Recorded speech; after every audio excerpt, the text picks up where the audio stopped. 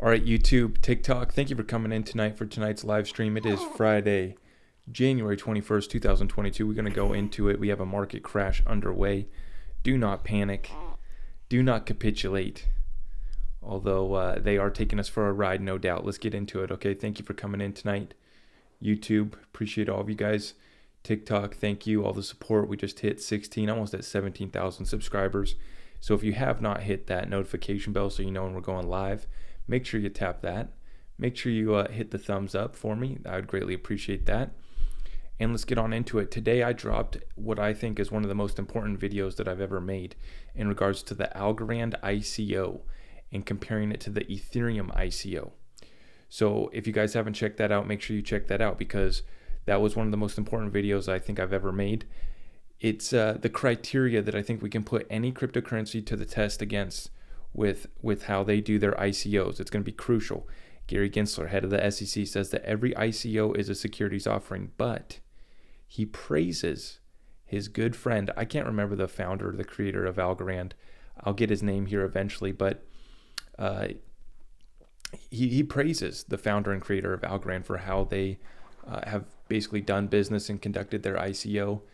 I do believe that they will pass the test. I do think that they will make it through regulations. Many of these other cryptos, though, like I went through it here with Ethereum, it's not good how they did it. So anyways, I do want to get into this full market update. I'm going to let a few more people come in. We're at 36. If you guys could share the stream, TikTok, if you could tap the screen, share the stream, that would be greatly appreciated, okay? We're going to go into a full market update. What I am expecting from here, we're going to have to fix our chart here since we've taken such a dump. Let's find out where we're actually at. This is the 15-minute chart. We have broke through that 65-cent support that I was talking about. Okay, so this is a very, very troublesome spot.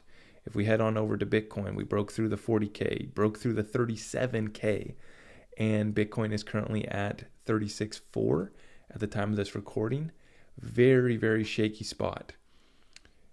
Next targets below 37 are actually about 32.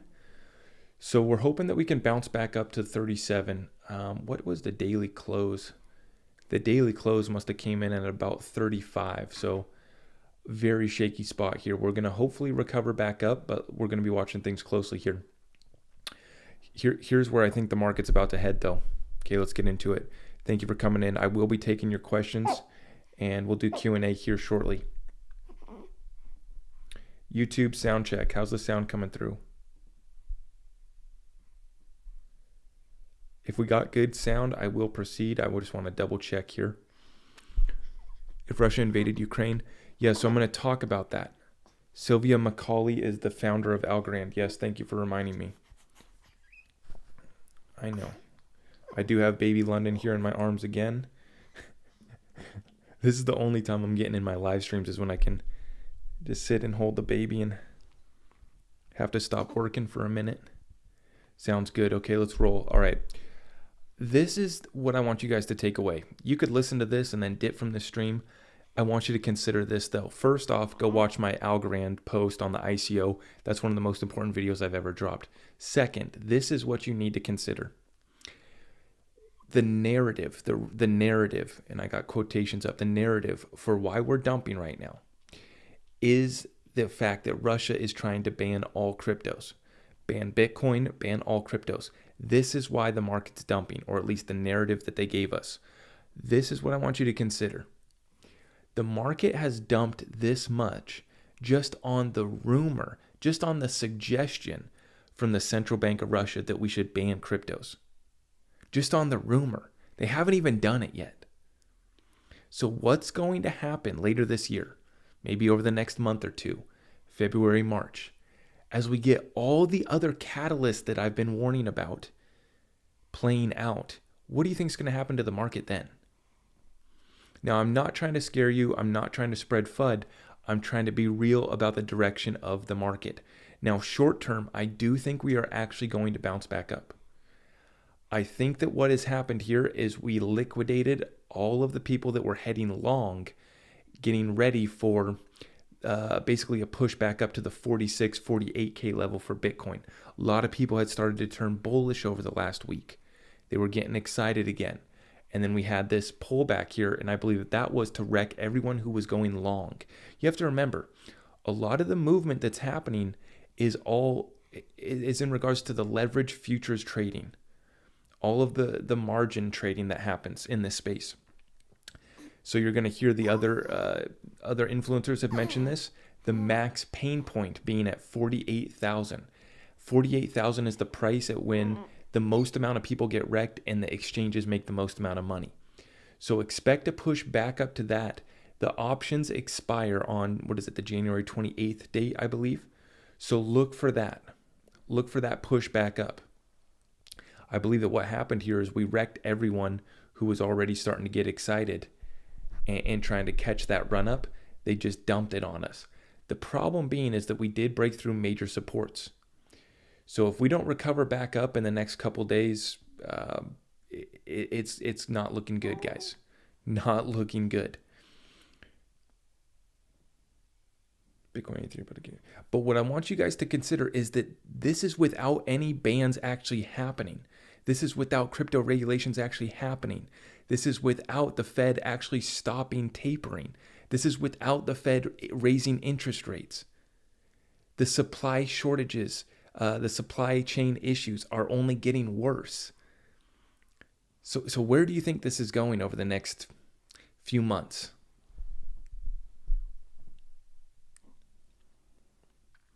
So I'm trying to find a scenario where we're going to catch a pump, guys, but I just haven't been able to find it. The only catalyst that I see potentially happening would be a settlement in the Ripple versus SEC case. Barring that happening, I just don't see us moving back up.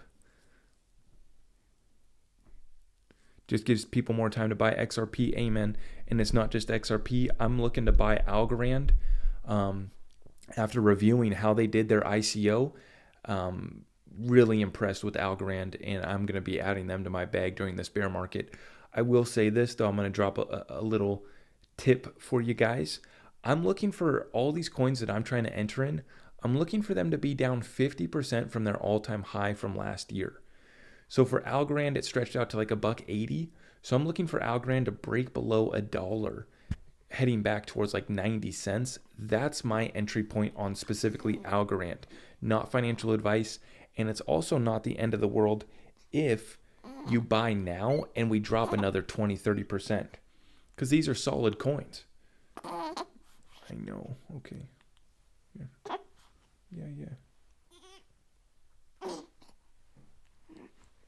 Okay.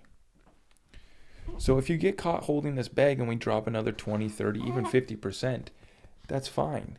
These are solid coins. So I'm not absolutely trying to time the bottom on these. You don't want to get greedy, but what I'm looking for is for the similar trend.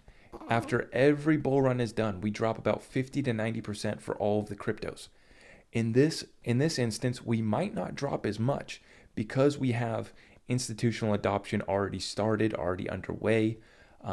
More people are trying to get into crypto right now, so we have more adoption. So we might not get as ridiculous of a dump as we have in the past. So that's why I'm saying don't get greedy.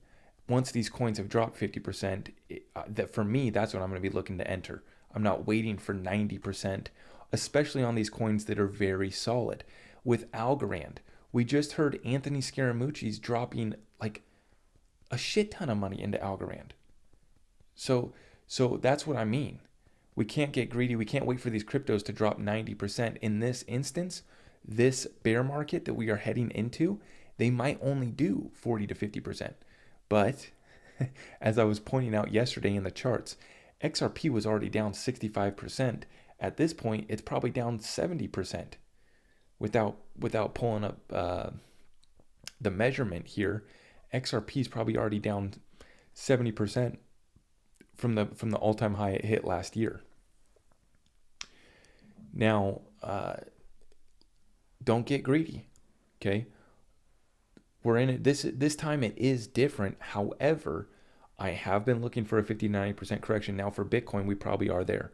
Let's take a look at Bitcoin. Remember, towards the end of November, I was guaranteeing with 100% certainty, I was trolling all the people on TikTok that want a 100% certain prediction and to blame influencers when they're wrong. I was trolling them by saying that there was 100% going to be another top for Bitcoin on December 4th, and then we were going to head into a bear market. I was dead wrong. Another top did not come in, but I was 100% right about that being the point where we rolled over.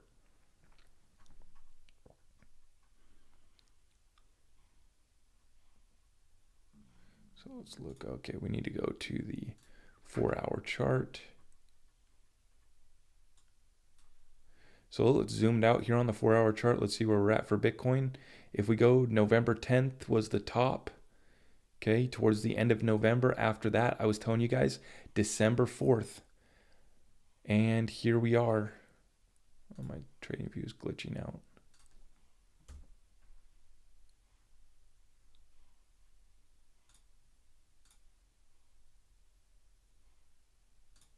Go from 69.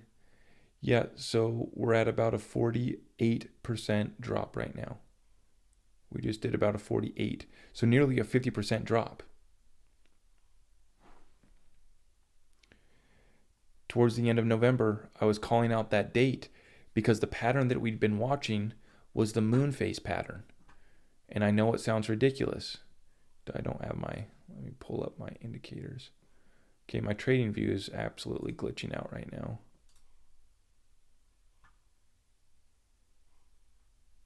Anyways, I've already been talking about this. You guys already know the deal. That's why we came up with those predictions. Moon phases, learned it from Waters Above Crypto. If you haven't already checked him out, huge shout out to Waters Above Crypto for putting me onto this pattern. It was the moon phases. We were getting tops around new moons and we were getting bottoms around full moons. December 4th was the new moon of December, and Bitcoin had topped out previously in both bull runs in December, on December 3rd and December 17th, 18th. So I was predicting for Bitcoin to top out once again in Bitcoin, and the pattern over the last year had been tops around new moons, bottoms around full moons. So on the December 4th new moon, that's how I came up with that prediction. Another top did not come in for Bitcoin, but we did get the rollover liquidation event. Okay, my trading view is absolutely glitching out right now, so we'll just move away from that. Thank you for coming in tonight, guys. I appreciate all of you. That's basically my thoughts on the market right now. I'm expecting a push back up, but I do think that we are heading into a bear market over the next couple months, so be ready for that. Let's get into your questions and answers, okay? You said the 20th? No, I did not. I said December 4th, Bitcoin was going to top out and roll over, and that was going to be the start of the bear market for Bitcoin. And it played out exactly. We just didn't get another top for Bitcoin.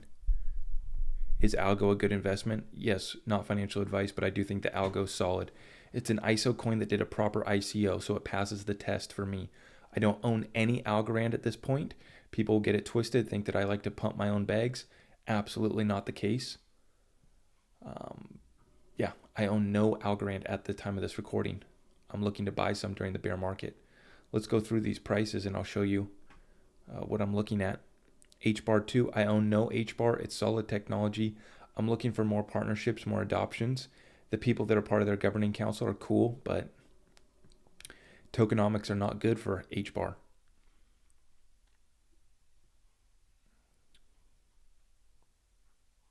Chainlink down to $17. Wow. XDC,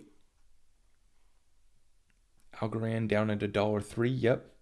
YouTube, thank you. I'm watching your chat as well. Thank you. Are central bank digital currencies going to run on coins like XLM and Algo? Yes, I do believe so. And they will be able to interoperate with them even if they're not built on Algorand or XLM. They'll be able to interoperate with these ISO coins. That's what's key about ISO.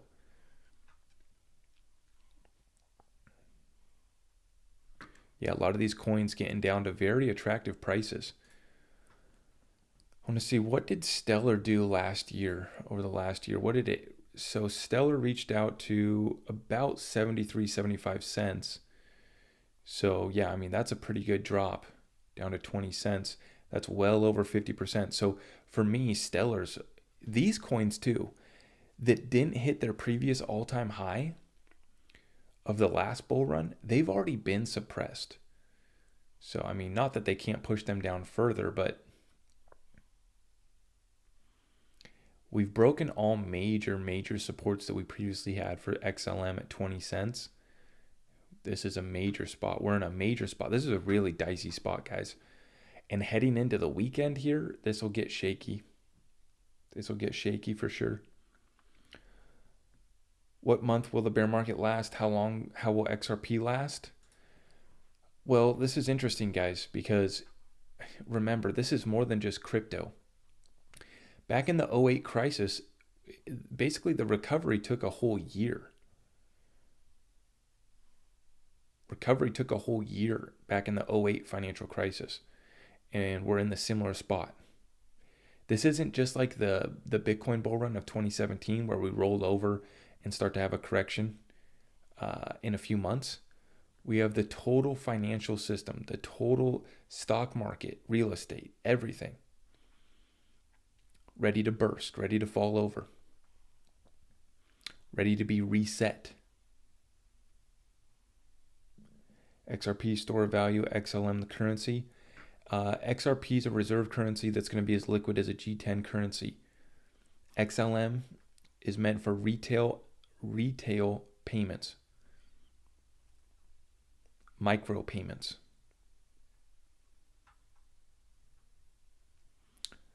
The only coins that I hold at the time of this recording are XRP, XLM, Electronium, and Casino Coin. I did actually, I cashed out. I took a loss on my XDC. I didn't even have that big of a bag, but I did hold XDC up to this point. You guys already know that. I dumped my XDC, and now that is my trading bag. So I'm trading with that bag right now, which I probably will lose it all. Probably going to make a mistake doing that. However, yeah, that's what I'm doing right now. So at the time of this recording, I don't own any XDC right now.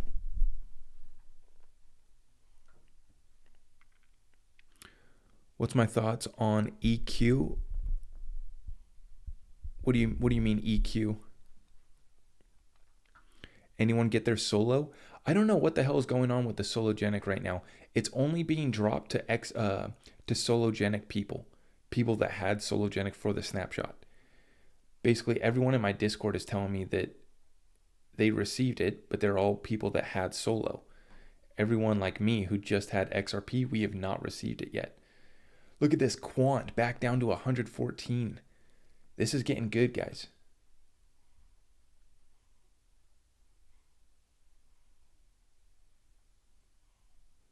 Explain my buyback theory.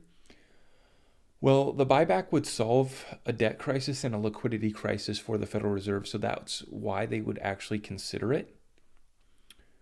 I don't know what price they would actually try to execute it at, but it could solve their debt crisis and liquidity crisis. Now, the reason why is because they could buy it knowing that once the utility kicks in, once it's used for liquidity, it's going to increase in price. So they could buy it back at a set price, and that set price even could be much higher than what it is at today, but they would basically corner the market and be able to establish and maintain that reserve currency status that the United States holds. That's the main concern of the Federal Reserve right now, is holding that U.S. reserve currency status.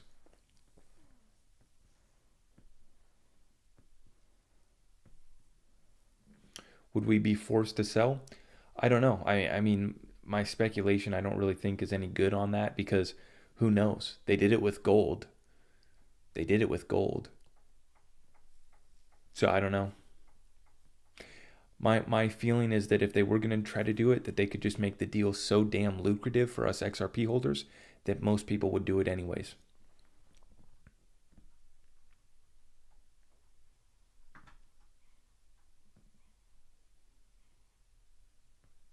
Look at this, Cadena down to $6. A lot of these coins that we've been looking at adding are down to very attractive prices. I know a lot of you guys, myself included, are kind of tapped out right now. But yeah, I've been sitting in cash for the last month. IOTA down to 86 cents. This is, I mean, these are really good prices. Really good. Now, the reason why I sold out of my XDC is because it wasn't moving and I wanted to be kind of flexible right now, and I wanted to be able to short and move a little bit of money around. Try to play this market. Will I get wrecked? Potentially. I already did. I took a 50% loss on an XRP long when we were at like 67 cents. But then after that, I did an XRP short, made about a 50% profit back. So 50% loss, 50% gain, net. It was a loss, but yeah, that's why I sold out of my XDC bag that I had on Qcoin. I just moved it over to my futures trading, and I just have it ready to move right now.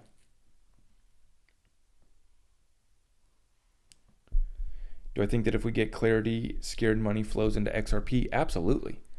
Oh, absolutely. If XRP gets clarity, we're off to the races, and so much money is about to flow into it. 100%. Yeah, let me check your guys'. Let's continue rapid fire Q&A. Rapid fire Q&A. TikTok, I won't leave you hanging too. What's wrong with the HBAR tokenomics? They're just dumping a lot. There's still a lot to be dumped on the market. Helium's a coin that I'm going to be looking at picking up too. Let's zoom into the XRP 5-minute chart.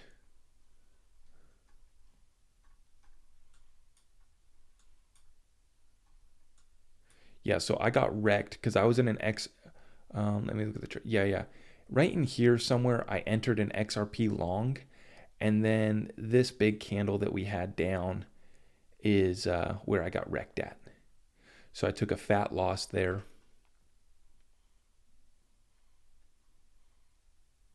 But then I entered a short and I made some of my money back. Yeah, let's go to the XRP 5-minute chart.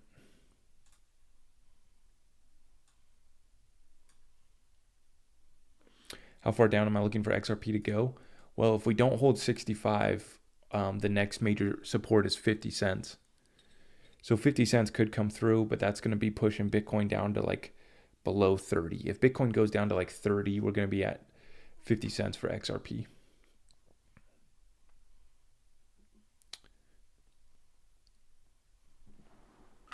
We're used to this as XRP holders. Absolutely. Where do I trade on? Qcoin. I don't even check the price of my XRP bag right now, guys, and I would recommend you do the same. I don't worry about how much money I lost today. I mean, whatever the hell I just did with my futures trading, I made 50%, whatever. I lost a lot of money. Don't get it twisted. XRP going down to 60 cents, my bag is wrecked. But, I mean, I don't even blink. It doesn't even bother me in the slightest.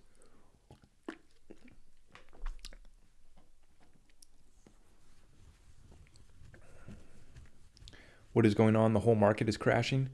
Yeah, I think that they were wrecking everyone that was already getting excited for the market to go back up. So basically they just wrecked everyone by sending us down. However, I still am expecting the market to move back up towards like 46, 48. But if we don't recover this weekend and like Monday, the next few days is like critical. This is like the breaking point. You have 6 Bitcoin not selling anything. Whew, man, I can't imagine still holding Bitcoin right now. I can't imagine having 6 Bitcoin right now. Not financial advice. I'm not telling you to sell. I'm not trying to tell you to do anything, but holy cow. You would not catch me with 6 Bitcoin right now. Absolutely not, man. Good luck with that. Why is Shiba trading on Uphold? Uphold just trying to make some money, I guess. I don't know. Too late to sell? Yeah, I mean, guess. Ride the wave. Ride the wave, I guess. Down 50% right now. Yeah, we probably won't go much lower for Bitcoin. So yeah, I mean, I don't know. I would have been selling off though. I would have exited my position. I would have been laddering out. But, you know, that's hindsight. So I don't want to beat you up if you're still holding your Bitcoin. Maybe you believe in it, and that's fine. But yeah, hope it recovers here for you. This is nothing to worry about in the grand scheme of things. We know it's coming.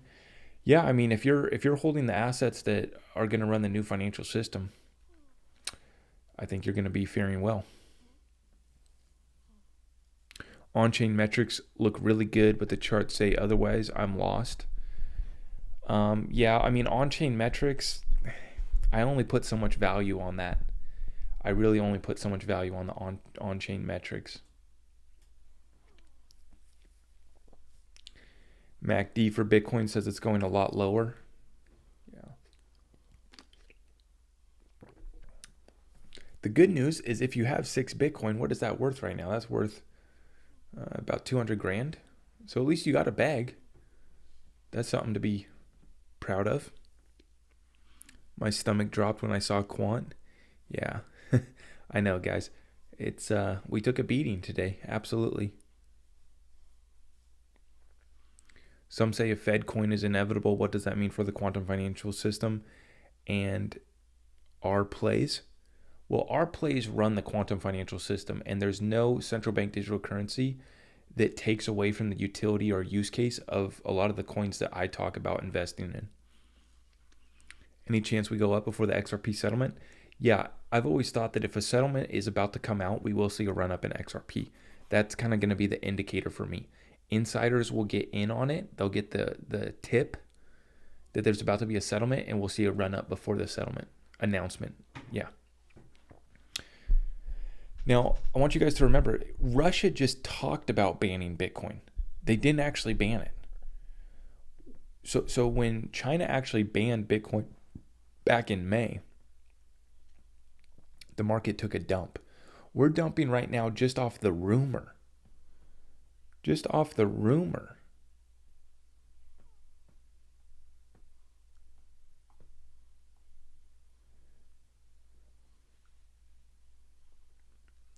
What are my opinions on the graph? I haven't done a deep dive on it. I can't give my official opinion on the graph. It's an interesting one. Definitely an interesting one.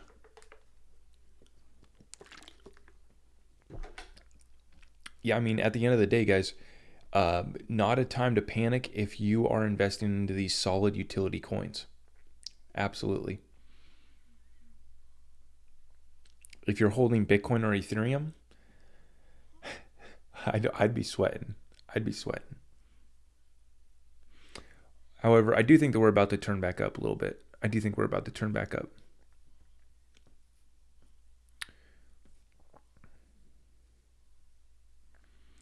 Altcoin blow off top or half swan, what happens first? Well, I thought that we were going to get an altcoin season. I think the only way we get one now is going to be the Ripple versus SEC lawsuit getting settled. So next month is going to be critical. If the case does not get settled, bear market's coming in heavy. Heavy. It's going to be sustained too, because we have the Fed that's going to pull the rug on us too. Could it be because of the conflict between Russia and Ukraine? Well, guys, all the world's a stage. That's a staged thing that's going on with Russia and Ukraine. Now, it is very real that the central bank of Russia wants to ban all cryptos in that country. Very real. Look at what China did. China did ban all the cryptos. And China is way far ahead with their central bank digital currency, which is the plan for all of these countries. It's just a matter, all of these countries will introduce a central bank digital currency. It's just a matter of if they ban the rest of the cryptos. You are seeing China, what they did. You're seeing in Kazakhstan, they shut down miners. You're seeing in other countries considering shutting down miners. Even in the United States, we talked about the Bitcoin mining energy consumption this week in our Congress. Russia, central bank, wants to ban all cryptos. Even transacting it, mining it, the whole works. So some countries are going to be more extreme. In the United States, some states are going to be more extreme than others.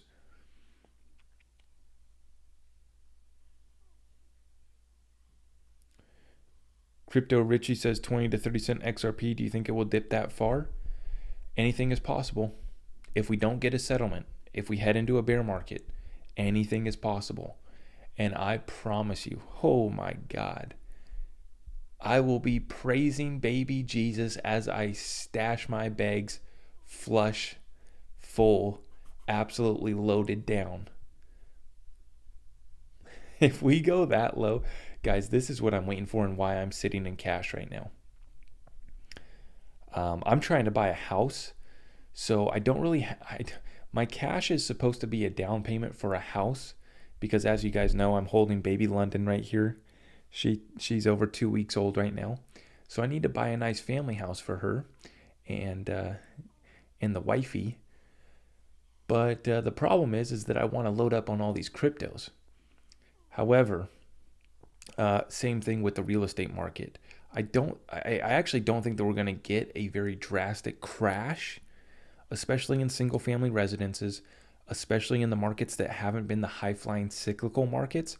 I do think that real estate, we've already seen it have major pullbacks in the cities, and especially in commercial real estate. So real estate, I mean, that could be an hour-long conversation that we could talk about real estate, which I do have a pretty good basic understanding of real estate and how that market functions. But to summarize my take on real estate, I'm kind of just hoping for a cool-off period, maybe a slight pullback with them raising interest rates. With all of the fear and the blood in the streets, I'm hoping that I'll be able to swoop up just a little bit of a deal. But yeah, I'm sitting in cash right now regardless. F the house all in crypto? Yeah, I know, right?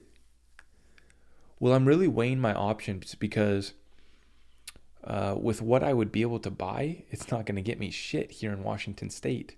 Up in the Pacific Northwest where I live, the basic standard family home is going to be running you 400 to 500 grand for a basic one, and you're probably still going to have to do some fix-up work. Brand new family homes in this area, 600 to 700,000 easily. So I'm considering just exiting out of this state in the next 3 to 5 years. So I may just rent for a few more years and then dip out of this liberal sanctuary state that is being ran into the absolute shitter. Excuse my language, I apologize. It's just the facts. Oh, by the way, can someone please notify my Discord that I went live? I forgot to let the Discord know that we went live. So can one of you guys from TikTok or YouTube head back to the Discord, let everyone know, make sure you tag everyone, let them know that I am live right now. I forgot to send out the alert.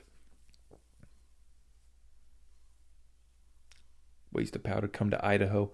Yeah, I'm looking at a lot of other states right now because the main issue that I have right now is, well, just in general, this state is being ran into the gutter.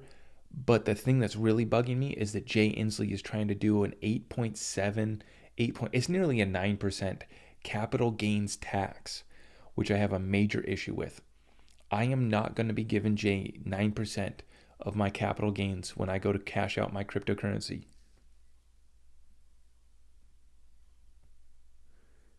$17 per month. Yes, my Discord is $17 a month. It's really for just serious people, and I do that to keep out the jokesters. I do it to get people that are committed to becoming part of our like-minded group of individuals who are interested in preparing not just cryptocurrency. We're making other preparations as well. We had the conversation on 5G technology last night. So last night in the Discord, we had a live call with an industry expert in regards to 5G technology. He got us caught up to speed on that. That was a very fascinating conversation. More deep dives on the way there in the Discord. And obviously, those conversations can't be had on YouTube or TikTok. So that's why I created my Discord group. Puerto Rico, Florida. Yeah, I'm looking. This ain't looking good. It is not looking good. I know. Okay, yeah, thank you guys for letting the Discord know about the live call. We'll get the Discord folks up in here. Make sure I get Beth up in here. My TikTok moderator. Appreciate all of you guys. Okay, we're just going to continue rapid fire Q&A. YouTube, TikTok. I'm reading your guys' comments. I know it's bloody. Yeah, hang in there. How do I research on ICO? Any website that's easy? Yeah, guys. I mean, I can't go through all of these coins. I will go through the major ones. I am going to go through the major ones. I know a lot of people want me to go through all of these ICOs with the criteria that I laid out, but I gave you the formula. And yeah, it's just a matter of going to these websites, go into other news articles that were posted around the time of the ICO. Usually you'll get, if you go to the cryptocurrency's website, they'll give you the basic rundown, but then you may have to use other independent sources, news articles, to get other facts in regards to the ICO. So you're not going to get the absolute truth potentially from the cryptocurrency's website. Obviously, they're a little bit biased. So you'll have to use a few other sources too. But basically, guys, if you look here on YouTube, if you're on YouTube with me, this is what I did. I mean, you can see here, I have a few tabs pulled up for Algrand. This article is from NASDAQ. And then I have a couple articles pulled up on the Ethereum one. So it was just a matter of like 3 Google searches. Let me exit out of all of these. And it took me about 15 minutes to compile my research for comparing the Ethereum ICO and the Algrand ICO. So it doesn't take long. But if you see the criteria that I listed on this YouTube video, that's going to be the formula, the criteria to run all of these ICOs through. Wyoming is not full. There's like 2 people. I'm looking at Wyoming too is an interesting state. Yeah, I know there's kind of not much going on. Well, there is a little bit going on actually. Are wash sale rules still not applicable? Yeah, you can do wash trading in crypto still. Not financial advice. Don't be surprised if the SEC comes after you, and don't sue me, bro. However, as of now, it is still legal.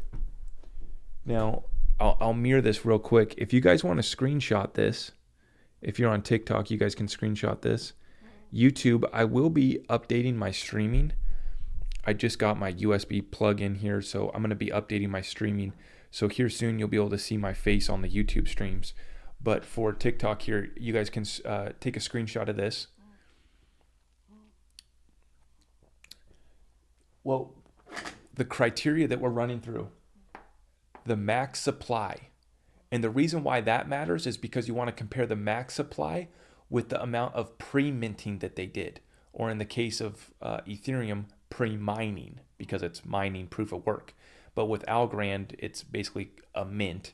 But that's all just semantics. Basically, all you need to know is the max supply, how many total coins are going to be in circulation, or did they create them all from the pre-mint like they did in Algrand, which that's what you want to see.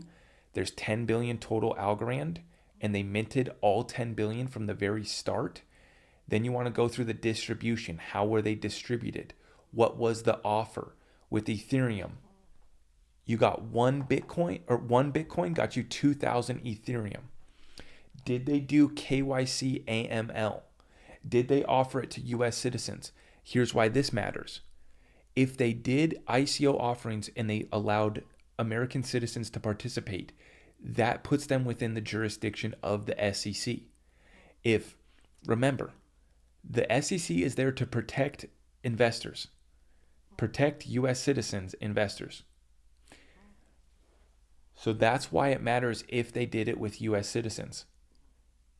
If they did, then that comes under the jurisdiction of the SEC. Now, the last one is kind of a joke. Are they friends with Gary Gensler? With Algrand, the founder of Algrand and Gary Gensler both taught at MIT.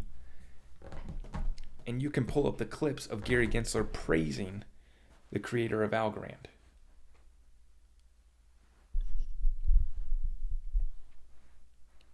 So that's the deal with Algrand.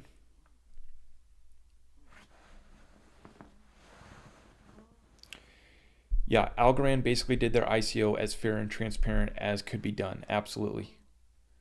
Absolutely.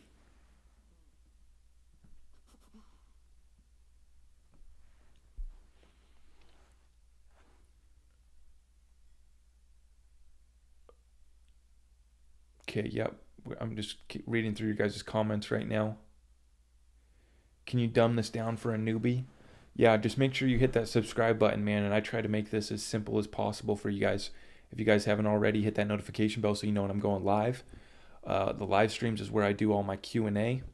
and I try to drop a few videos every day just breaking down what's happening, making it as simple as possible. These whiteboard sessions really just lay it out for everyone. And I'm really hoping, guys, if you could please help me by sharing that YouTube video that I dropped, the Algrand versus Ethereum ICO. I think that this is the criteria that everyone should be using when looking at the coins that they invested in. If you invested in a coin that did an ICO, run it through that criteria. I think it's one of the most important videos I've ever made. I'm not seeing any super chats yet from the YouTube, so I don't know how I'm going to add to Little London's bag here.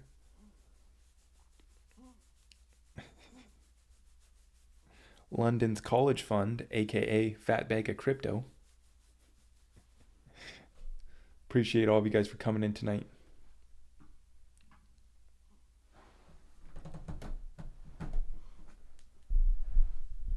Do I think that Bitcoin will go up, or is it on its way out? I think that we are going to recover back up. Although this weekend's going to be crucial. We're going to have to watch a few of these. Next few days are going to be critical. Critical. Did XRP have an ICO? No. XRP did not have an ICO. Have I heard of Alliance Block and Vector Space AI? Yeah. They don't get me excited. So Algo is a coin to buy, correct. I'm not going to give you financial advice. I just think that it's a solid utility play, and it's going to pass regulations. You can't buy XRP anywhere. Man, I really need to make a video that just tells people where they can buy XRP, because it's like the number one thing that I hear from people that are like new to this space is they just think that it's not like you're not able to purchase it, and that's just not true. Any idea on Mana? It's good. I mean, it's solid. Doesn't get me excited, but a lot of coins don't get me excited, so that doesn't really mean much. Wait till the housing market crashes to pick up a lot cheaper. It's coming. Yeah, that's kind of where I'm at. I'm hoping that there's at least a pullback or a cool off period. Can we get a mic check too? Is my sound too loud? It looks like I moved my mic a little bit closer, but I want to make sure that you guys aren't hearing me breathing, which you probably are. Please explain the Solo Trustline airdrop on Ledger, how to claim it. You're too late. If you didn't already sign up for the Solo snapshot, you're too late. Sound is great. Sound is perfect. Great, great. Thank you guys. Appreciate all of you. Thank you so much. Thoughts on Strong Block? Yeah, all of these DeFi platforms are risky. All of these DeFi platforms are risky. Let's look up, what is Strong Block's ticker? Strong Block. Is it even? Yeah, I don't know.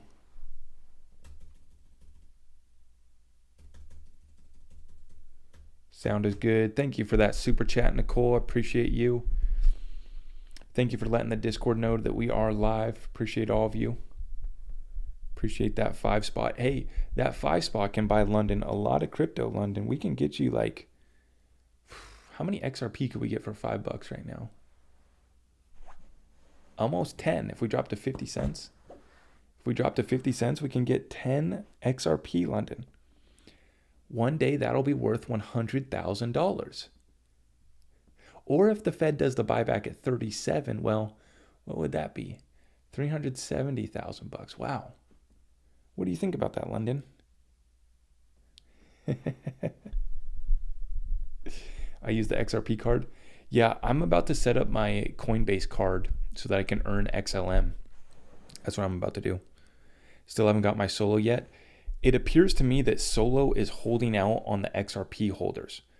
So people that had Solo for the snapshot have received their Sologenic, but basically I don't know anyone who just had XRP that's received their Sologenic yet. So it was supposed to take a few days. We're only 1 day in, 24 hours in.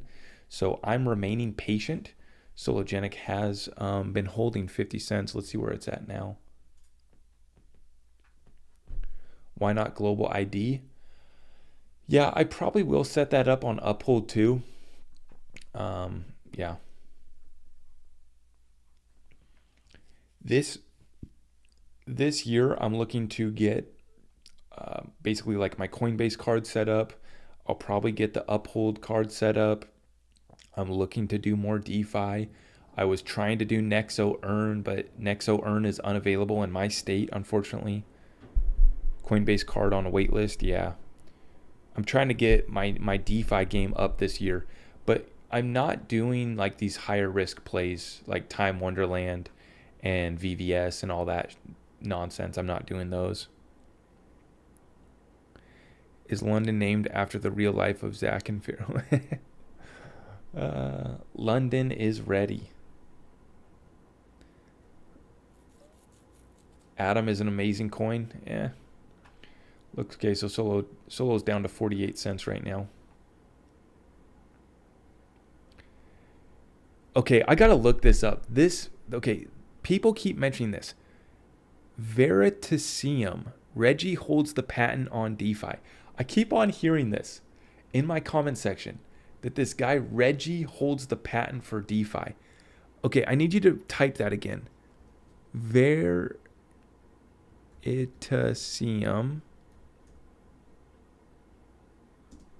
Reggie Middleton patent. Let's look this up. I gotta look this up. I gotta figure out what the hell you guys are talking about with this guy named Reggie Middleton that has the patent for DeFi.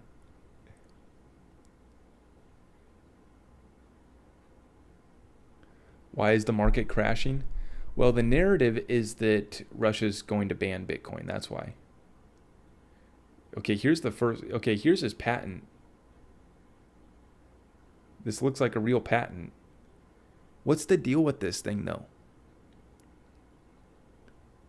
Is this a better play? So is, I mean, yeah.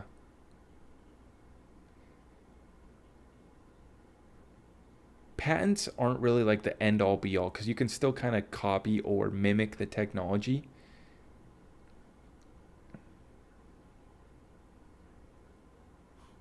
Is Casino Coin good?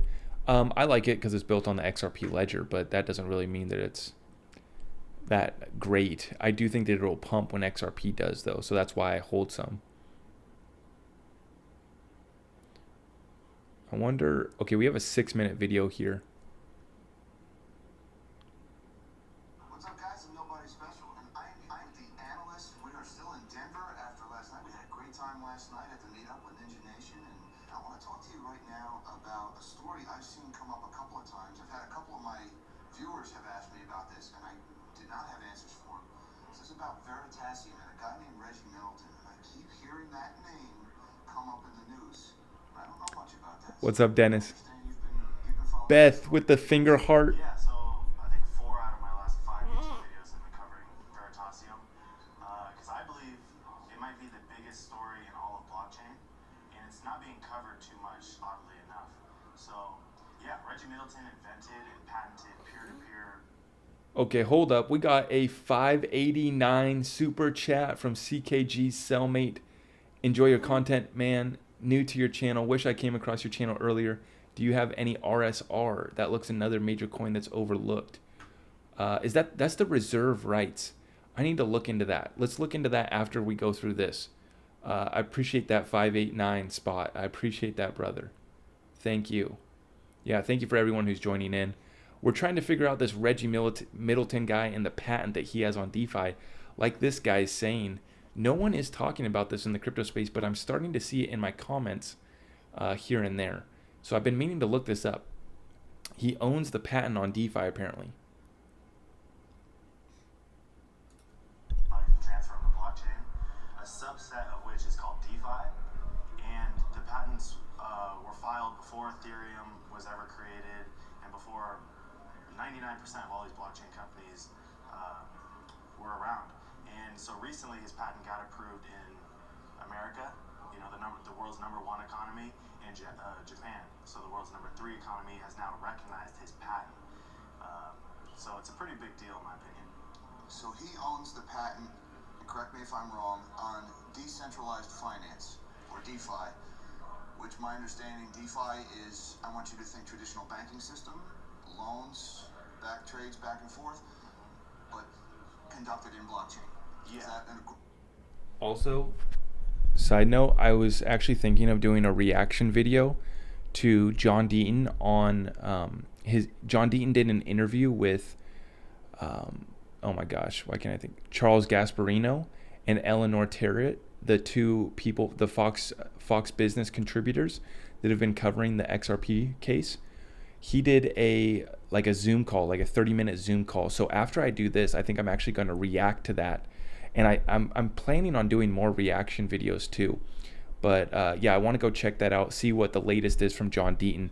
So we'll get a Ripple versus SEC lawsuit update after we do this. But right now, I'm trying to figure out what the hell this is about. This Reggie Middleton apparently has a patent for DeFi technology, and let's listen in. Oversimplification, or yeah, I mean, almost anything I could even say is a gross oversimplification. Yo, huge shout out to the 2 spot from Essential RF. Essential RF, thank you for that. Appreciate that 2 spot. Because it's so complex when you get. We can almost buy 4 XRP with that 2 spot. London smiled a little bit. She wants another 4 XRP. The nitty gritty. But yeah, peer-to-peer values of transfer on the blockchain with asymmetric keys, which would include if the stock market gets tokenized and people can trade stocks peer-to-peer 24/7, CBDCs. A lot of his patents already been cited, I think, 55 times by companies like JP Morgan, Citibank, and MasterCard. Okay, so Citibank, JP Morgan, and MasterCard have all recognized this patent. That gets interesting, guys. That's interesting. Oh, Mr. Middleton, he wrote this white paper and filed for, I guess it was around 2013, 2014. Correct, yeah. And now we've got all these companies have sprung up, right? There's DeFi companies all over the place. Even Kevin O'Leary has WonderFi. You know, Mr. Wonderful from Shark Tank, he's got his DeFi app. And then BlockFi is the big one. I see that mentioned in a lot of crypto YouTubers. So Reggie Middleton basically owns the patent on all of these outfits now. The whole shebang.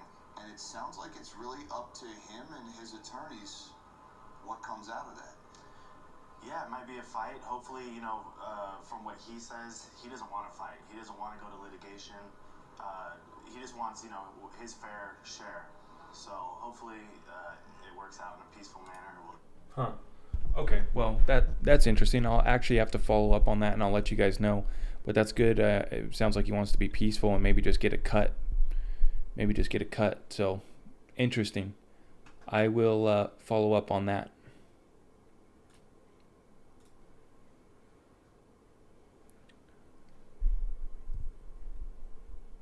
What's up? Thank you for coming in tonight, guys. Thank you so much.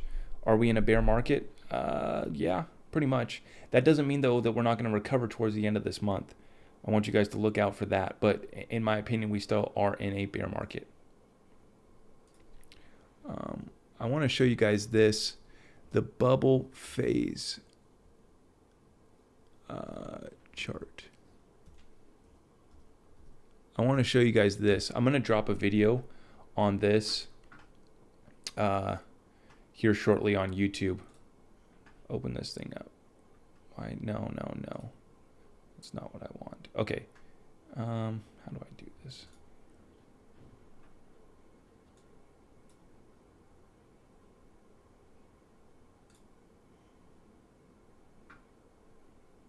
Okay. You guys can see this good enough. Okay.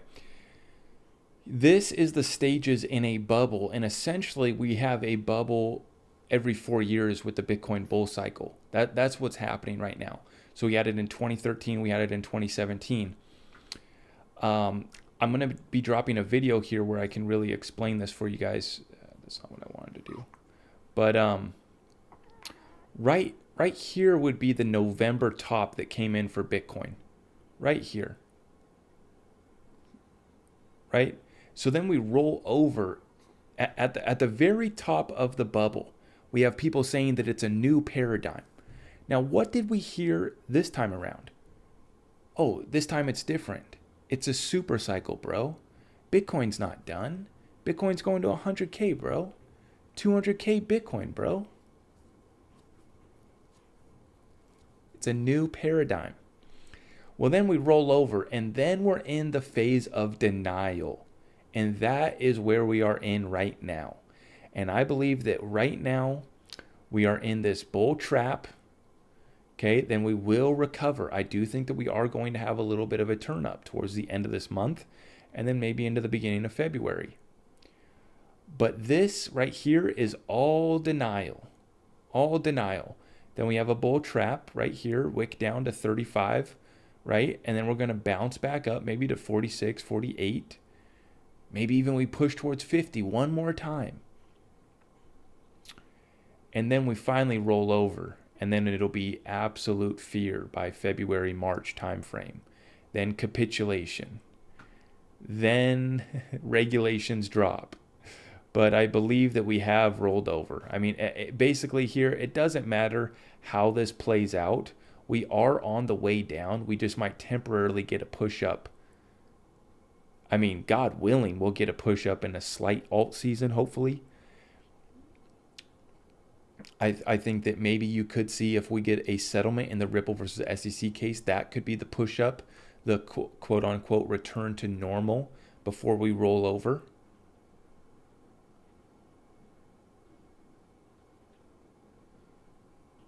You don't believe in these cycles? Well, I mean, it kind of played out the last two bull runs, right?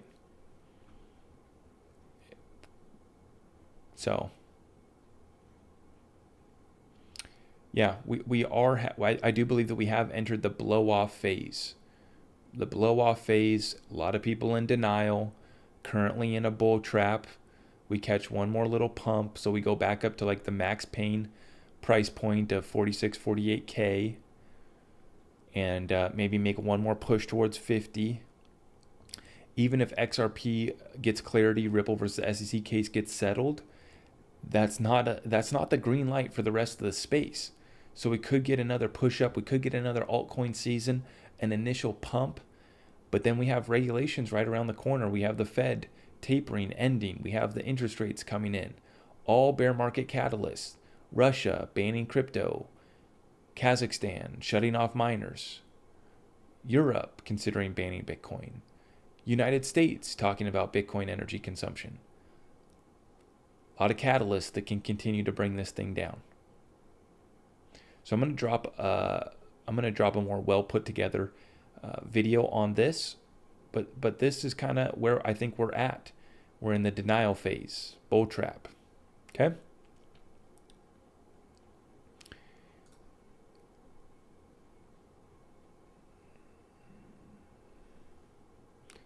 Crypto Hussar, what is up, my friend? Thank you for the shout out. Thank you for that video that I stitched. That was a good post. I really think that video I dropped today is probably one of the most important videos I've ever made in regards to comparing the Algrand and the Ethereum ICO, and basically this criteria that we can run every ICO through. I think these metrics is what we should run every ICO through. Can you buy IOTA in California? I think so. It is tough to get IOTA for sure.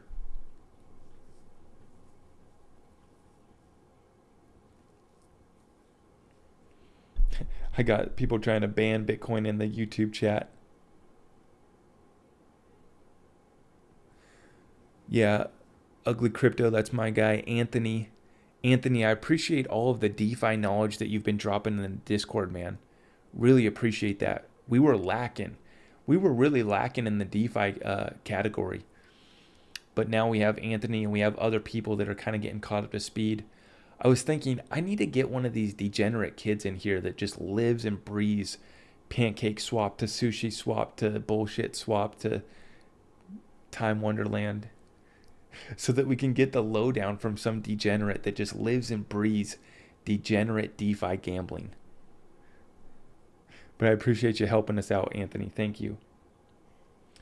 Bitcoin is impossible to ban. Say that to the folks living in...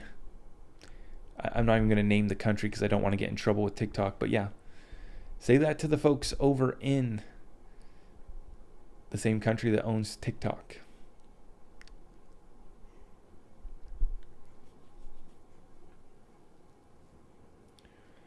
Governments can only reduce Bitcoin. Well, yeah, I mean, they can hurt it like they are today. Just the rumor that Russia, well, it's not a rumor, just the proposal that the Russian central bank gave was enough to bring us down this much.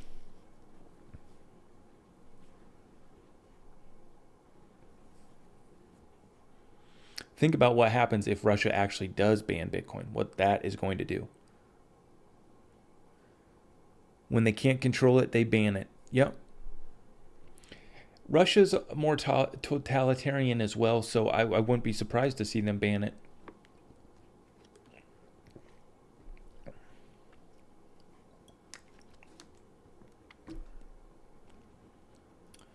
Ooh, we have S. Henderson with the 9.99, the 10 spot. Thank you, my friend. He says, we know Bitcoin will probably hang around as a store of value. Will Ethereum last? I appreciate the content. I actually do think that Ethereum will last just because enough of Wall Street was in early on it. Wall Street put enough money into Ethereum to make it last. That's just my opinion. Yeah. Give me a ballpark for Algo in terms of price. Well, for entry, I'm looking for Algrand to be below $1, and then I will be entering. That's what I'm looking for my entry. As far as how high it could go, I have no clue. I haven't done enough research and analysis to even come up with something, but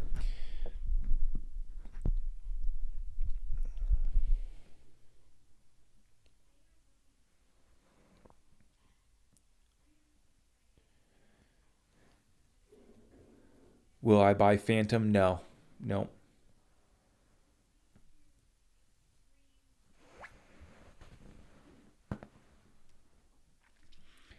Phantom or Kava? I'll probably be passing on both of those. Guys, thank you for tapping the screen, sharing the stream. YouTube, if you could hit that thumbs up button for me, I'd greatly appreciate that. Thank you so much for joining us tonight. Friday session, market crash. Things are looking ugly, blood in the streets. This is when you should be buying. Not financial advice, but this is when you should be picking up.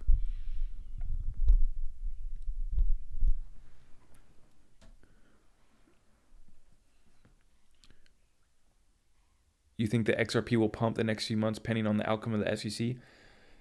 Yeah, guys, XRP is just totally dependent on this staged lawsuit, the most staged lawsuit in the history of the SEC. It's just 100% dependent on that. RSR, that's right. We were going to look up reserve rights.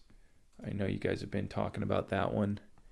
Guys, I apologize when you guys ask about these coins, and 9 out of 10 times I say that I don't really care for them. They don't excite me. I'm sorry. It's just the truth. I have not done a deep dive on reserve rights. I don't even really know the basics of it. 261 million for the market cap. It is down 10% today, down to 2 cents.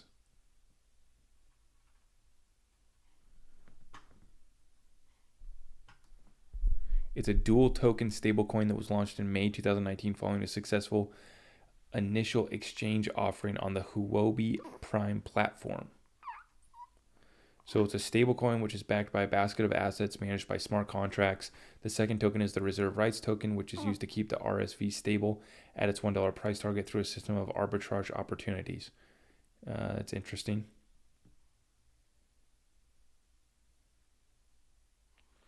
If you missed out on Terra, RSR is your second chance. Okay. Is the ecosystem growing right now? Is that why you guys are investing in it?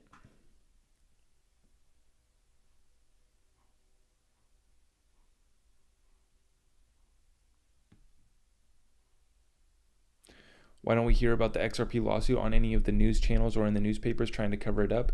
Yeah, it just can't be talked about. What's a good price for Solana? Guys, 50% from where their all-time high was. At least 50%. Wait for 50%, which a lot of them are already at that. Look at this trending coin. DeFi Degen Land.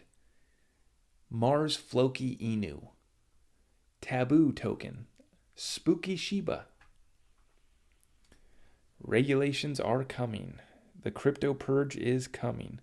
What was I going to look up? Okay, yeah. I want to go to... Shout out to Bank XRP for always sharing all of the good...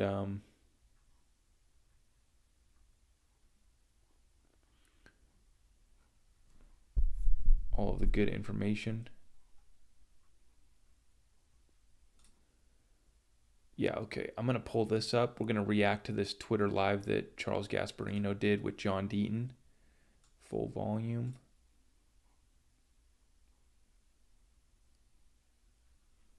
If I go full screen, what does that do?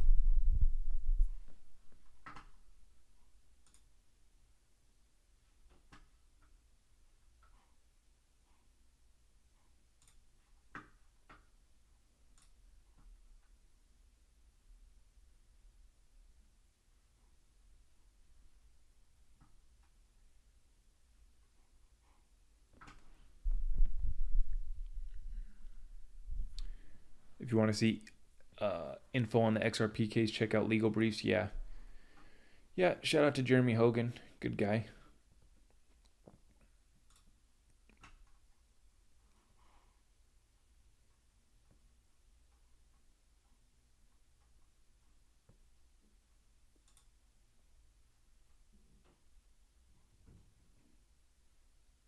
Why is this not playing? Here. So, John, just, I know.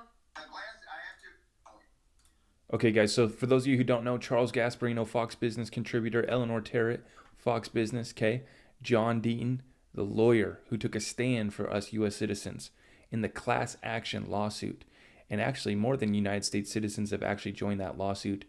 But John Deaton taking a stand for the good fight. And he is the one that filed the SEC class action lawsuit against them. So quick update. I want to hear from John. So I'm going to do a quick reaction video live with you guys to this. And let's see what he has to say. I will be popping in. If you do drop a super chat question, I will pause to answer your super chat. Appreciate you guys for tuning in tonight. Let's see what John Deaton is up to. Huge shout out to Charles Gasparino for being a real journalist and actually covering this and actually exposing the SEC for what they've done.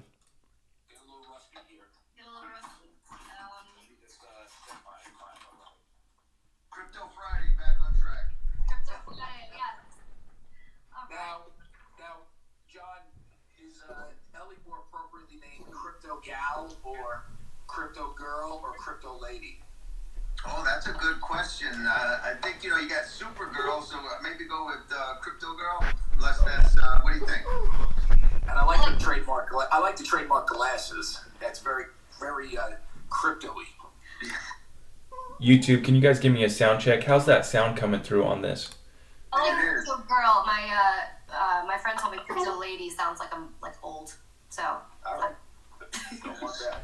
Yes, the glass. I have to agree with Charlie. The glasses are very blockchain-ish. Blockchain technology. All three of us have got glasses on, so look at us. Yeah, but I'm doing it because I'm old. Same. All right, let's get started. Guys, welcome back to our Twitter Live with Ellie and Charlie, and we have our very special guest, John Deaton, joining us today. And as you all know, the latest in the SEC versus Ripple case has, it was a ruling by the judge that came out last week. And we want to dive a little bit deeper into that. And I know John's the expert here. So John, I know everybody kind of knows what happened, but just give us a quick overview of what came out, what the judge said, and how this is going to affect the case going forward. Sure. A while back, as far as March and April, Ripple was trying to get all internal SEC documents for Bitcoin, Ethereum, and XRP. Judge Nedburn ruled twice previously that they are relevant, that it goes to the Howey analysis and whether XRP is a security and whether or not Ripple had fair notice. But the SEC claimed that it was all privileged under this deliberative process privilege. And the judge finally came down with a ruling, and she basically said that two things Ripple gets. One is the Bill Hinman draft speech that went to 63 people or 63 emails That's email and the draft speech Ripple gets. And Ripple also gets any notes by SEC staff lawyers that quote third parties not associated with Ripple. Real quick, Ripple, the judge said that any notes that dealt with the CFTC, those are privileged. Any notes that dealt with Ripple meetings, since Ripple was there, they don't get them because they know what happened.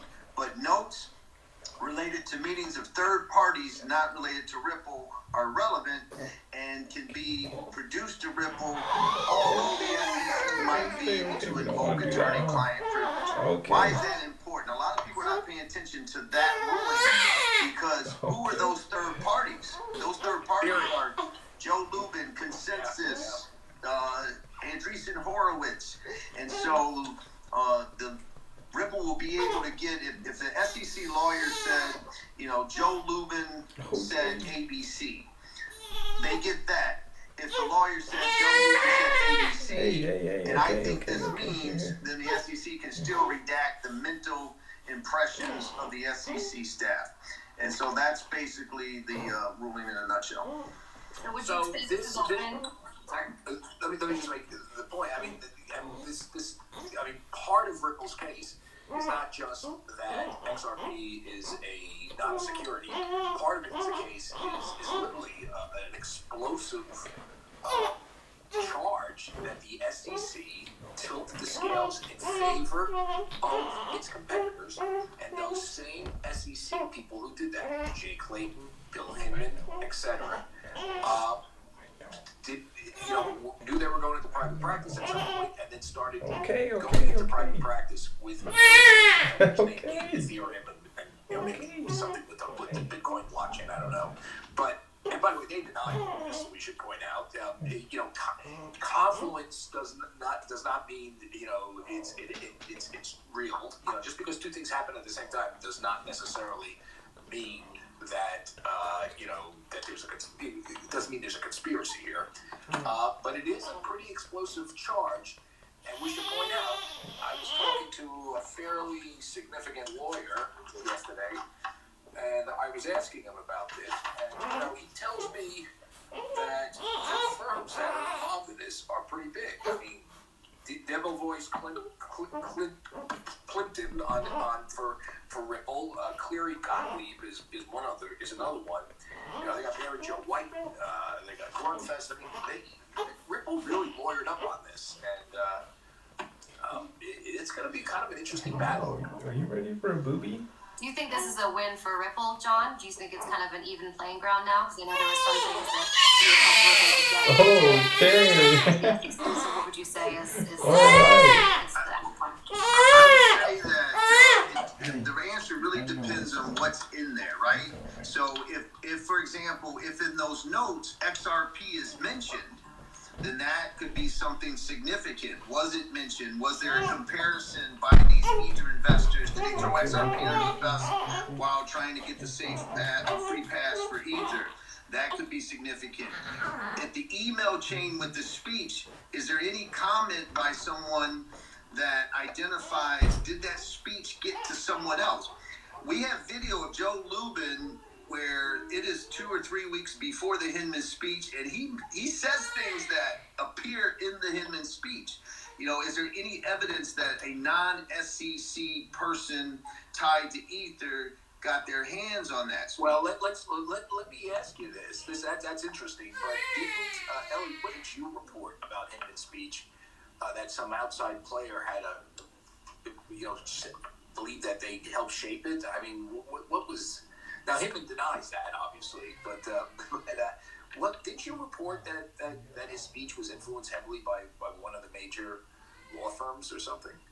Yeah, so we know that the draft of the email, and that's what we are going to be seeing, or Ripple lawyers will hopefully be seeing, that just got not privileged status, so we can see that. I reported that that email went to at least 63 people at the SEC, the draft. So that was a couple days before it came out. So, one of those people is Jay Clayton. So, and we reported that in the story. We said, Jay Clayton did have some. Yes. But no, I'm talking about. I know what you're talking about, Charlie. Yeah, somebody told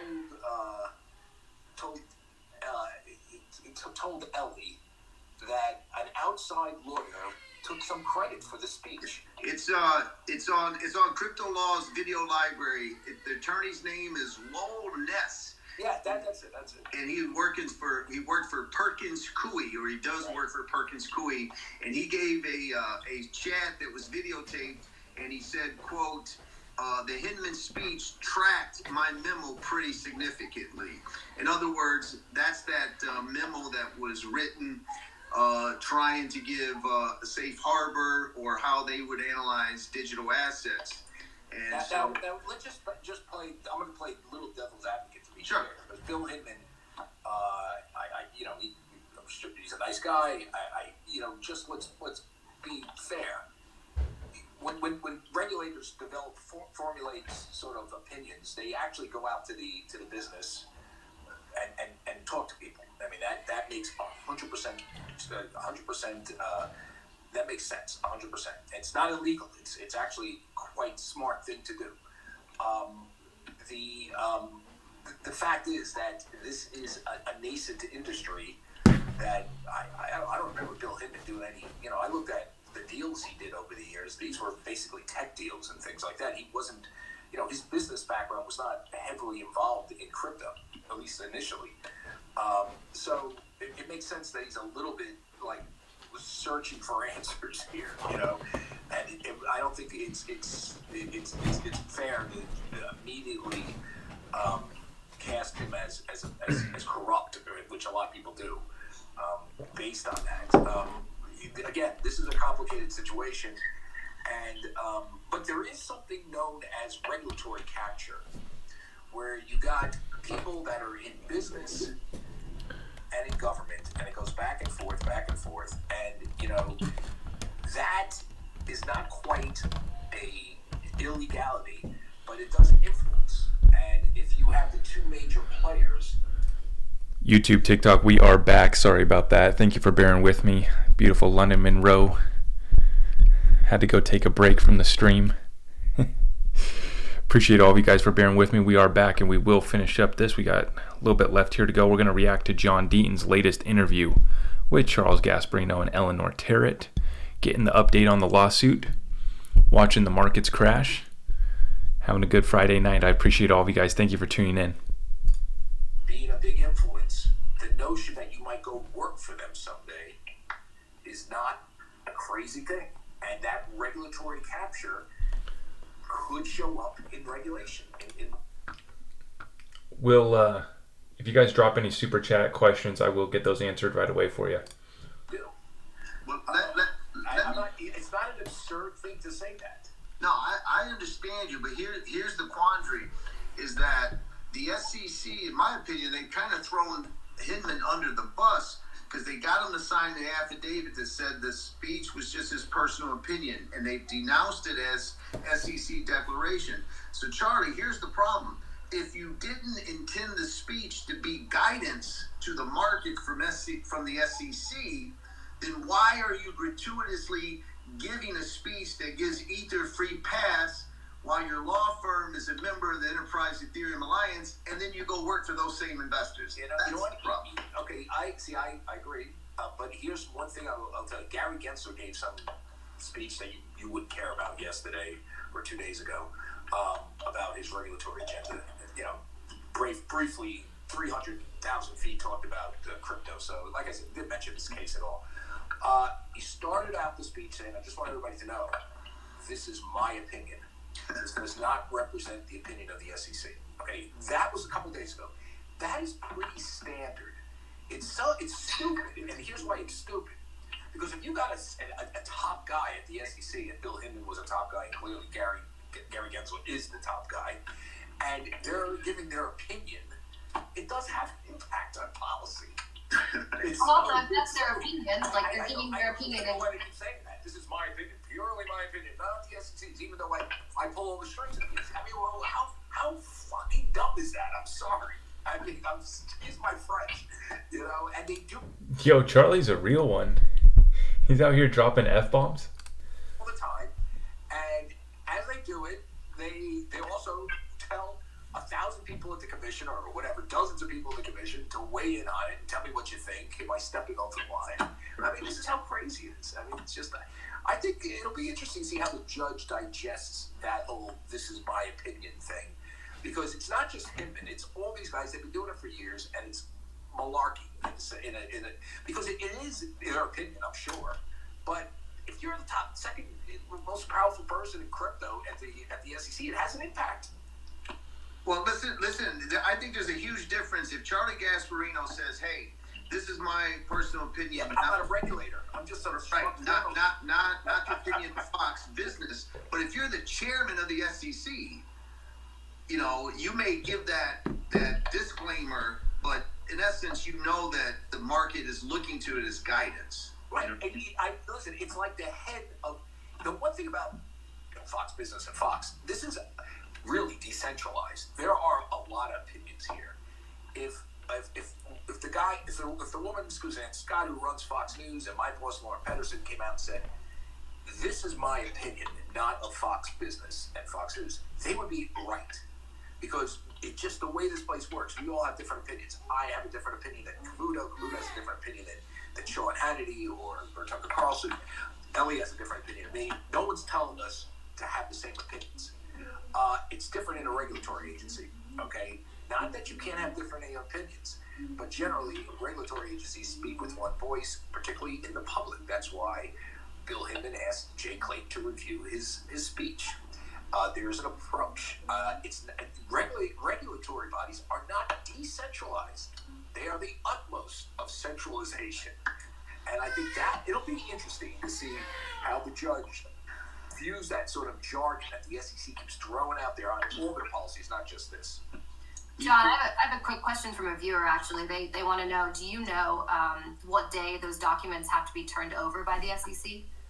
I would say that probably within 30 days is the general guide. I don't get the documents right now. I'd have to ask permission from the court. At some point before I write a brief, they're going to have to gain me access to certain things that they don't, or at least I requested from the court in order to write the appropriate brief. But let me just comment on something that Ellie said when she was on the chain, Charlie, where she brought up the one thing that stood out the most in your guys' 2-month investigation was the Grunfest letter. Because when Grunfest says it, I think it carries more weight than when John Deaton says it. Right? John Deaton represents done a lot more work on this than Grunfest.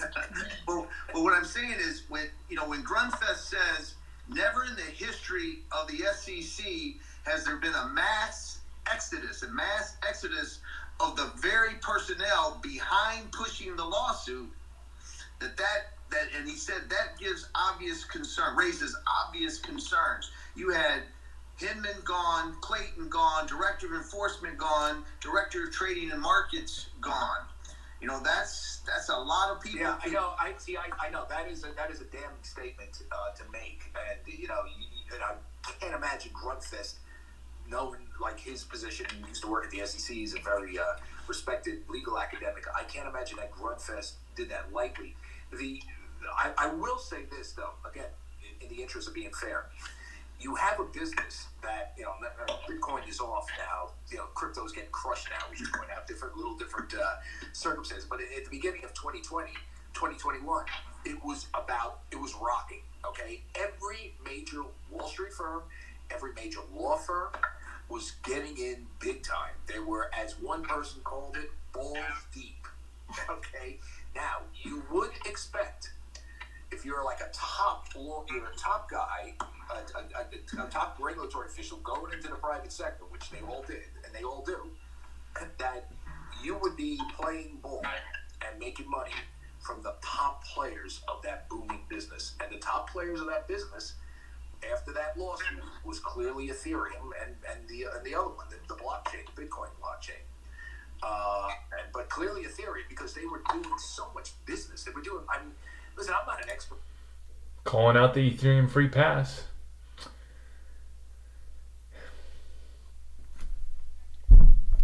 All right, I think that's enough of that.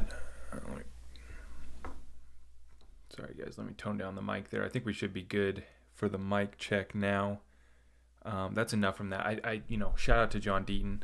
I think we kind of already know that information. This is a victory for Ripple. There is no chance that Ripple loses.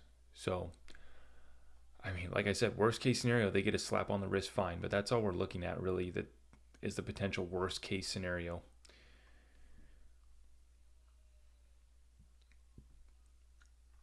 But yeah, shout out to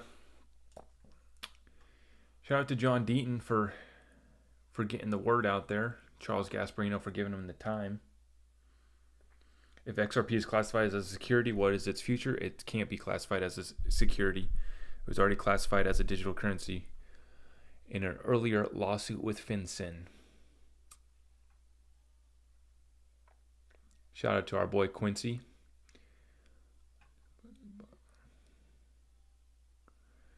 New blog post discussing the growth in smart contract creation on the XDC network. That's interesting. I will have to read that later. Smart contracts on the growth of the smart contract creation on the XDC network. Cool.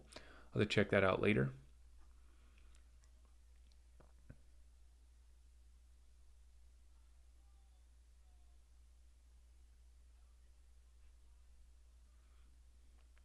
How long are we going to dip for? How are you playing this? I'm in cash.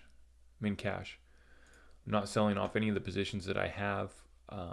Just sitting in cash. XRP holders win either way. Yep. We got Shanghai in the chat. What's up, Gary? Shout out to Shanghai. Thank you for tuning in.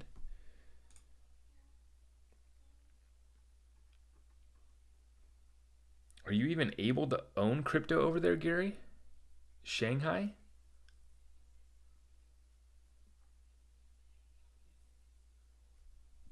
I'd be interested to see what rules you're playing with over there. How low do you think XRP can go? Yeah, I mean, guys, we broke the 65-cent support. We're looking at a 50-cent support down below that. But I don't know what's going to happen, guys. To be honest, I just draw simple trend lines. I look at simple supports and resistances, and that's what I go off of.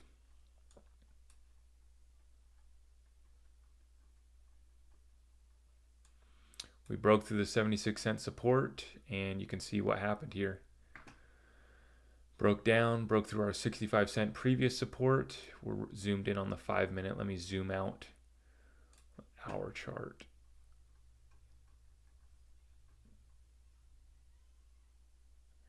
Gary says, as long as you have a VPN, then it's okay. Love it. Love it. Yeah, whatever it takes to get that crypto, man. VPN it. Put it on cold storage. That's interesting. That's very interesting.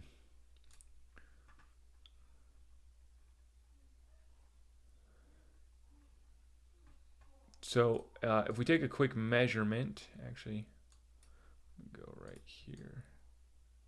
Okay, yeah.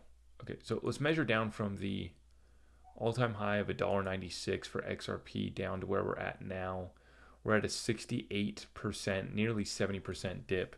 So for all of these coins that have dipped below 50%, that is buying territory for me. I'm personally sitting in cash right now, but I will be looking over the course of this bear market. I think it still has a while to go here, guys. I don't think that we dip and then recover back in like a week or a month. Let me clarify though. I do think that there's a chance that we could turn back up towards 46, 48K level for Bitcoin towards the end of this month, because that's going to be the max pain price point. That's the point where the exchanges make the most amount of money off of retail traders and people that are speculating on the futures markets.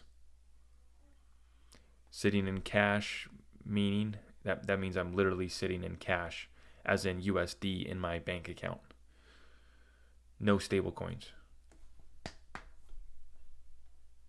And that's simply just because I haven't got around to setting up. I will be doing, I wanted to do staking on Nexo. Can't do that here in Washington State. But yeah. I can buy XRP on Phoenix. Phoenix good or not, I have no familiarity with Phoenix, but that's good. Yeah, wherever you can get it and move it off of, that's a good place to buy. Move it off to your cold storage. That's a good place to buy. Is it true that they have settled the case between XRP and XCC? No, they have not settled it yet. Did you sell out of your XRP as well? No. I only sold my XDC position and moved it to my trading bag. And that was a small bag for me. It wasn't even that big, my XDC bag. I sold it off and I have it sitting in my futures account on Qcoin. And I'm just playing the market with that right now. Can't wait for payday to stack some more. Amen. Yeah. There's a lot that we can't do in Washington State. Absolutely.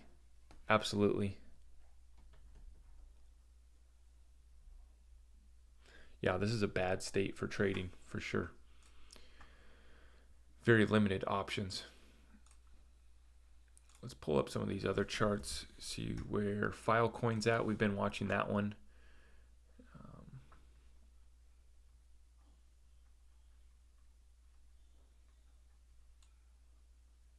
Wow, Filecoin. Really? Wow. Look at this one, guys. What is that? Like 238, nearly 240 for Filecoin. Down 90%, 91%. So that's into my buy target for sure. That's a buy for sure. That's one of the cryptos that I'm looking to pick up.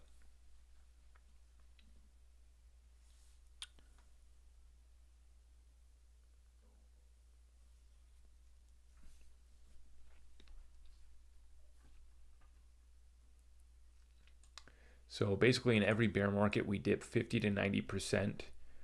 So that's why I say once a coin's dipped 50%, it's gotten into my buy region. Especially for these solid projects, solid utility coins.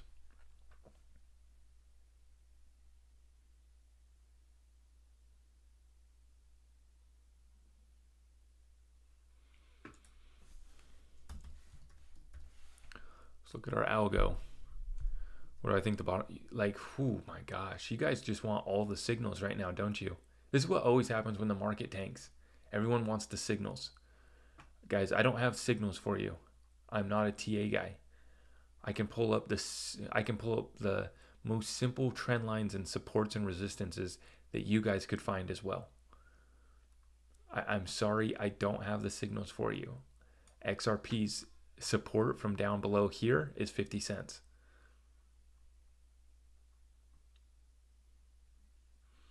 Algo had that crazy jump. That was right. That was like so random, that pump that it had to like $3 and then it immediately dumped.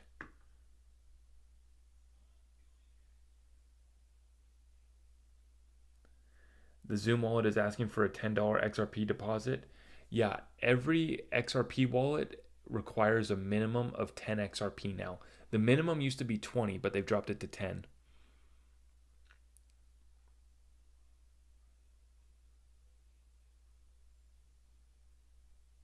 Where do I go to learn the support and the resistances? I would go watch BC Backer. He's who I'd recommend for just learning basic TA.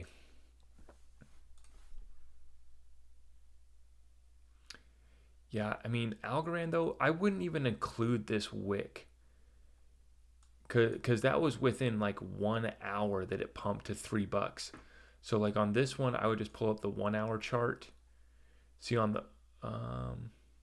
okay, on the 1 hour chart, it still has that candle. But if you zoom out, 4 hour chart, we have it. Whoops. But if you go to like... Oh, shoot, I forgot that we had this back... This was when it initially dropped. Went all the way up to $5. Wow, I forgot about that. Okay, but for this bull run, I mean, basically the high was 240, 230 to 250 for Algo. So if we measure from that level, 235, down to where we're at now, that's a 57, nearly 60% drop. That's my buy region right there. That's we're in buying territory. I mean, like I said, I was waiting for Algo to hit $1. We're at it right now. We're at it right now. So I'm just going 50% off of the high price that it hit last year. A lot of coins topped out last year. Algrand here we can see back when it initially probably hit exchanges. Well, actually, the initial launch was in 2019 for Algrand. So that's why that chart. These newer coins are different. You know, Bitcoin and Ethereum, they've been around for multiple cycles, so there's more track record. These newer coins, it's a little bit tougher, but if you just use these generic targets, 50 to 90% pullbacks in all these bear markets, even more for more volatile and newer coins, after they've dipped 50 to 60%, that's right where I was looking to enter for Algorand. We're at it right now. Is it safe to keep all crypto assets on online wallets, or would you advise against it? I would recommend having some on cold storage. I recommend having it in multiple places. Cold storage, hot wallets, exchanges. If you got crypto that you're going to be trading, it's probably fine on the exchange to just leave it on the exchange and wait till you're going to trade it off. But like your long-term hold for like my long-term XRP bag, you're going to want to get that on cold storage. Now, if you're looking to get a good cold storage wallet, linked up in the description of this video, I have a link for LiPal Titan. That is the official wallet that we recommend. The LiPal Titan, I have it linked up in my TikTok bio. You can find it. And then also in the description of my YouTube videos, you can find it. That one, the reason why we like it is because you can put so many different cryptos on it. And it does a lot of the ones that we hold.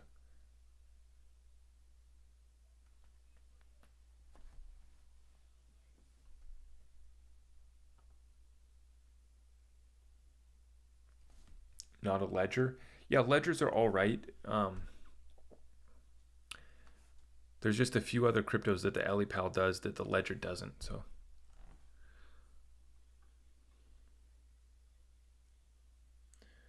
cold storage wallets are rife for disruption. Yeah,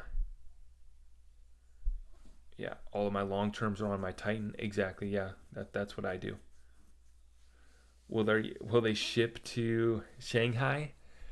I don't know, man. You might have to have someone disguise it, camouflage it. What else? Let's look at Cardano. So Cardano is the daily chart. Yeah, Cardano hit up over $3. Cardano's down 65% basically. That's looking good. It's looking good. I wouldn't try to worry about buying the absolute bottom, guys. If we dipped 50, 60%, yeah, it could go another 20, 30%. You just dollar cost average. Just like I recommend laddering out of your positions by selling like 2 or 3 times as it moves up, you want to ladder in. So you want to do like 2 or 3, or if it's a long-term hold, then you're just consistently dollar cost averaging every paycheck, every month. But yeah, ladder in, ladder out. 2 or 3 buys, 2 or 3 sells. Is China using RippleNet tech? I don't know. That's a good question. Let's look it up.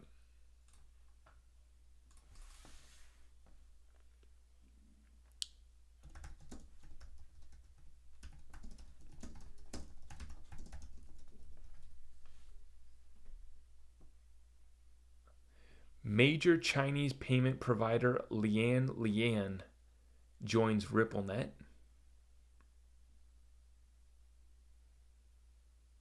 So we have that. That's from Ripple from 2018.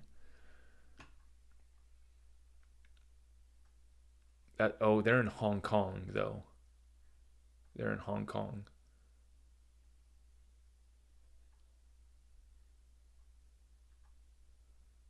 Hopefully you guys have already seen this. The Amazon partner profile with Ripple, where they provide a whole write-up here about Ripple.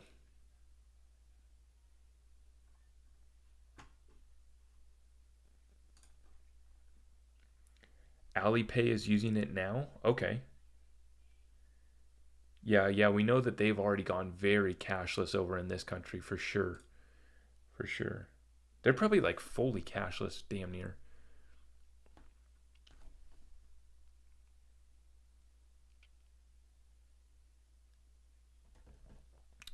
Yeah, the lawsuit got extended till next month, February, for the Ripple SEC case. Yep.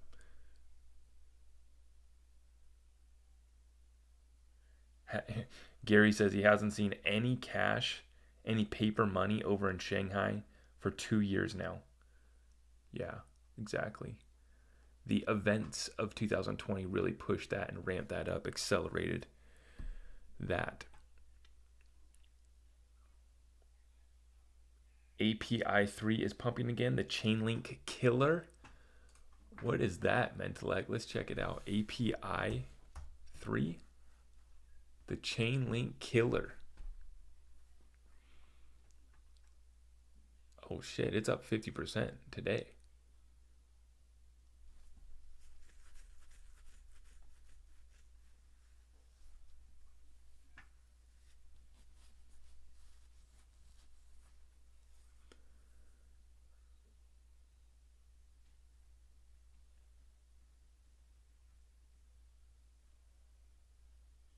Okay, it's an interesting project. Where can you buy it?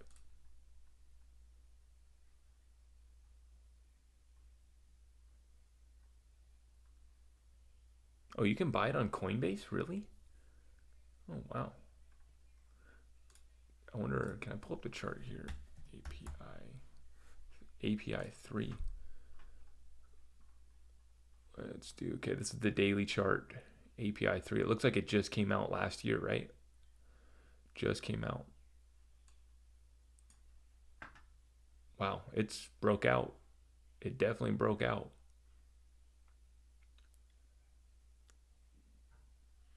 Tokenomics and use case are top 10.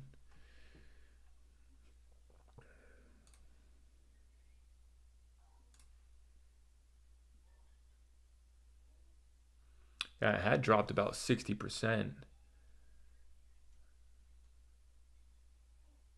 off the all-time high, give or take. That's interesting. I'll have to look into this one. API 3, I'm going to write this one down.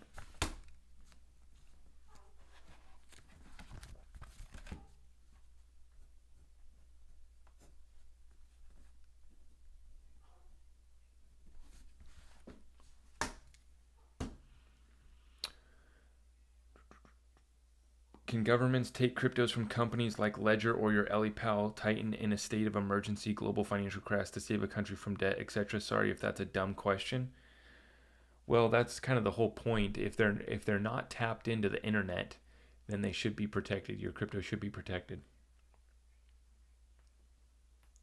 That's a pretty extreme question, but yes, I hear you. I hear you.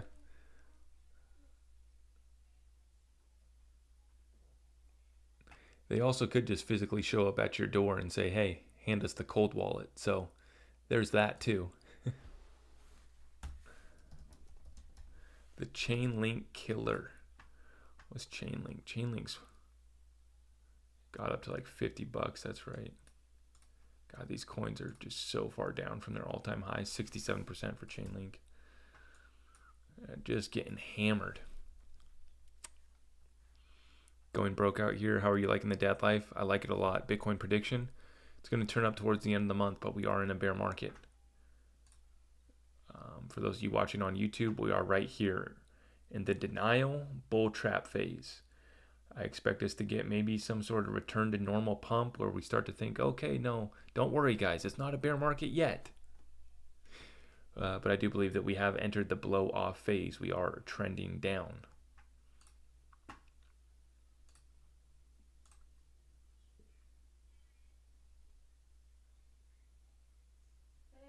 Yeah. Okay. Have no fear, the mob is here. What's up, mob? How you doing, brother? Did I see the article about the Federal Reserve going digital? Yes, I did. The main thing is they want to reserve currency status to maintain the US dollar. sorry, they want to maintain the U.S. reserve currency status. That's the main concern. Basically, they stated all the pros and cons that we already know. They want to stop, illicit activities. They want to be able to track everything. But yeah, the main thing is they want to maintain that reserve currency status. Also, I can show you this because I already have it popped up. This diagram here was my main takeaway from this.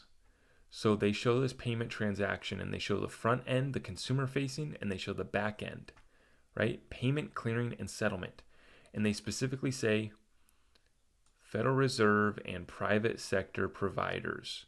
That would be a Ripple. That would be a clearinghouse that uses something like XRP or Ripple. So that was interesting to see that they say on the payment infrastructure end, on the back end, there will be private sector providers along with the Federal Reserve.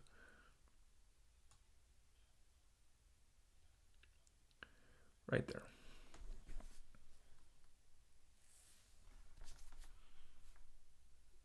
It's the on-ramp for the digital ID system. Yes. They already have digital IDs ready to roll. Yep. I mean, they're kind of already here in some instances, but yeah, it's the rollout is here.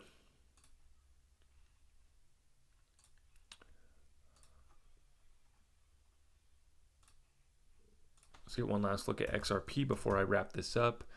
Thank you so much for joining me tonight, guys. If you could hit the thumbs up button on the way out of this stream, I would greatly appreciate that. Make sure you hit the notification bell so you know when we're going live and dropping new videos. If you want to join our exclusive Discord group, sign up for the Patreon link down below, and I will send you the link to the Discord. XRP is at 63.8.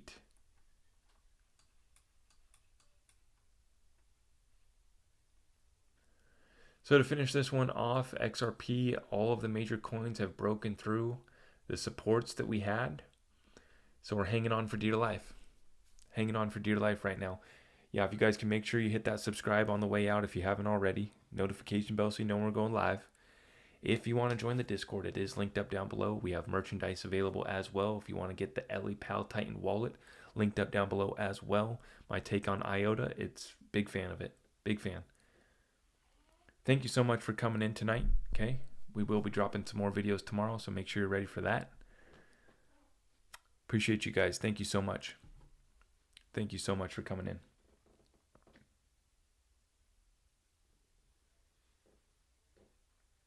Appreciate all the super chats. We really appreciate that. Thank you.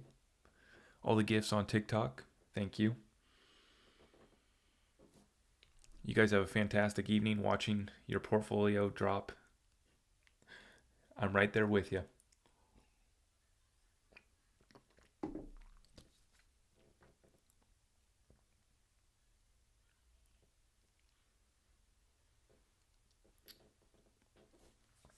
All right, you guys take care.